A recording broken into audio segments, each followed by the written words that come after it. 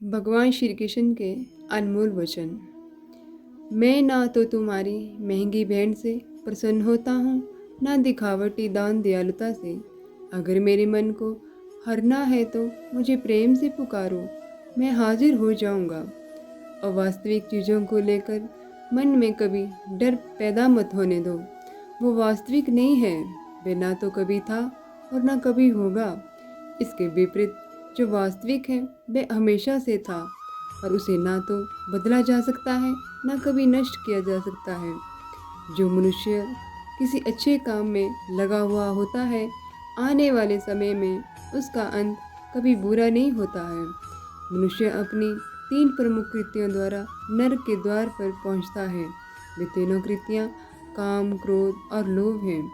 मनुष्य का समस्त निर्माण उसके विश्वास के फलस्वरूप होता है। जैसा वे सोचता है उसी के अनुरूप वे बनता है। परिवर्तन इस संसार का नियम है। एक नज़र में तुम असीम संपत्ति के मालिक बन सकते हो, दूसरी नज़र में तुम दरिद्र भी बन सकते हो। एक इंसान के रूप में इस धरती पर तुम्हारे कुछ कर्तव्य हैं। अनिवार्य रूप से अपने कर्तव्य को निभाओ। किसी से सच्चा प्रेम होना शुद्धता और दिव्यता का प्रतीक है। जो कुछ भी हुआ है उसमें तेरा कोई योगदान नहीं है, इसलिए तुम्हारी सारी परेशानियां व्यर्थ हैं। हर चीज़ की शुरुआत मुझसे होती है और ख़त्म भी मुझ पर आकर ही होती है। इंद्रियों से मिलने वाला सुख सच्चा नहीं होता है। इंद्रियों का सुख पहले तुमको अमृत की मिठास देगा, लेकिन बाद में तुम्हारा विनाश कर देगा। तुम अपने जीवन को सार्थक बना सकते हो, लेकिन इसके लिए तुम्हें मेरी शरण में आना पड़ेगा। अगर तुम्हें मेरी बातें अटपटी लगती है तो तुम्हें अपने नज़रिए को बदलने की ज़रूरत है। अभी तुम चीज़ों को उस तरह से नहीं देखते हो जिस तरह से मैं देखता हूँ। अगर एक बार तुमने मुझ पर विश्वास कर लिया तो तुम्हें जीवन में कभी निराश नहीं होना पड़ेगा। एक बार जो मुझ पर विश्वास करता है उसको मैं कभी छोड़ता नहीं हूँ। जो मेरे भक्तों के साथ धोखा करता है उसके लिए मैं सबसे बड़ा शत्रु हूँ।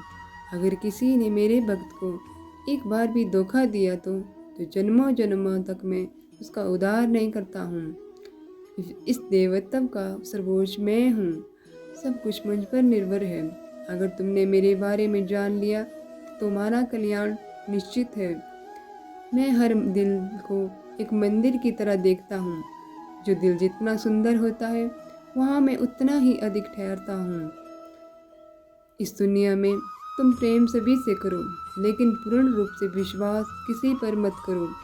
अगर तुमको भरोसा करना है तो केवल ईश्वर पर करो। मन बड़ा चंचल है, इसीलिए अपने मन को स्थिर रखो। उसको कभी व्यवस्थित मत होने दो। आपने जो कुछ भी किया वह आपके साथ एक दाग की तरह चलेगा, इसलिए अपने कर्म में शुद्धि लाओ। बुरे विचार मन को दुखी और परेशान कर सकते हैं, लेकिन जब आप परमेश्वर में विश्वास करते हैं तो परमेश्वर स्वयं आपकी सब परेशानियां दूर करने आते हैं। मैंने अभी तक तुम्हारे शरण में आने के प्रस्ताव को स्वीकार नहीं किया है, क्योंकि तुमने अभी तक पूर्ण रूप से समर्पण नहीं किया है। जब तुम शुरुआत करोगे तो स्वाभाविक रूप से तुमको असफलता मिल सकती है। कई बार तुमको गिरना भी पड़ सकता है, लेकिन इसका मतलब ये नहीं होना चाहिए कि तुम उस काम को करना छोड़ दो। एक समय आएगा जब तुम परिपूर्ण हो जाओगे और तुम्हारे सभी काम सफल हो जाएंगे। इस काम से मैं हमेशा तुम्हारे साथ खड़ा रहूँगा। मैं तुम्हारे हर छोटे बड़े कर्म में साथ दूंगा। तुम्हारा जो दिल करे उसको करो, लेकिन नम्रता और सरलता के साथ, अहंकार के साथ नहीं। एक उपहार तब शुद्ध होता है जब उसको सच्चे दिल से सही व्यक्ति को सही समय पर दिया जाता है और बदले में कोई दूसरी उम्मीद नहीं करते हैं। कड़े संघर्ष के बाद प्राप्त होने वाला सुख, जिसने अपने आप के दुखों का अंत किया है, ऐसे संघर्ष का पहला कदम आपको कड़वे जहर के समान लगता है और अंत में आपको अमृत की प्राप्ति होती है। इस तरह का सुख केवल मन की शांति से प्राप्त हो सकता है। इस धरती पर आने के बाद आपका मुख्य उद्देश्य यहाँ से मुक्त होना है।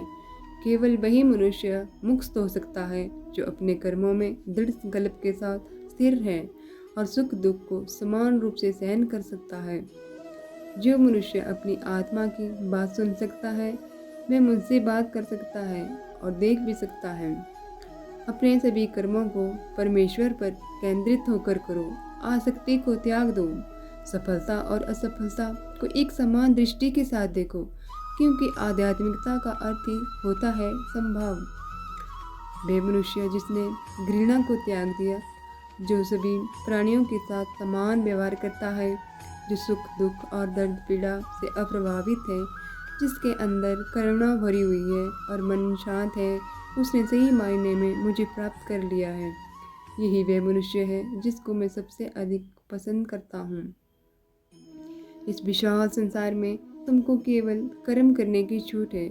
इसके अतिरिक्त फल की इच्छा और स्वाद सब निरर्थक है। ये सोचकर कभी किसी काम की शुरुआत मत करो कि इसका तुम कोई फल मिलेगा। बिना किसी लालसा के कर्म करो। जो आदमी मुझे हर चीज़ में देखता है और मेरे होने के एहसास को अनुभव करता है, वह मेरा सच्चा भक्त है। ऐसे भक्तों से मुझे प्रेम है। इंद्रियों का काम ही है भटकना।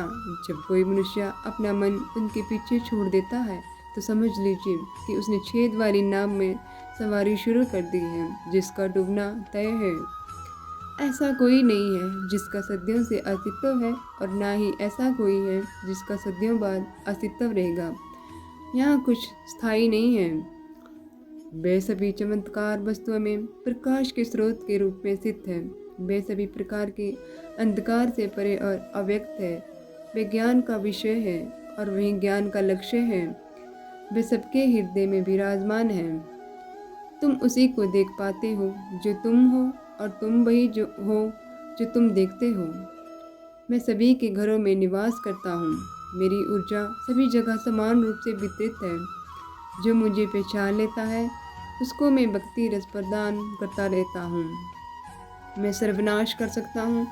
मेरे रुकने की बजाय मेरे भक्त हैं। जिस दिन मेरे सभी भक्त मर जाएंगे, मेरा सर्वनाश कर दूंगा। जो व्यक्ति अहंकार से मोहित होकर अपने कर्मों को अंजाम देता है, मैं उसके खिलाफ खड़ा होता हूँ। तुम हमेशा के लिए यहाँ रहने वाले नहीं हो। तुम्हारा जीवन बहुत सीमित है।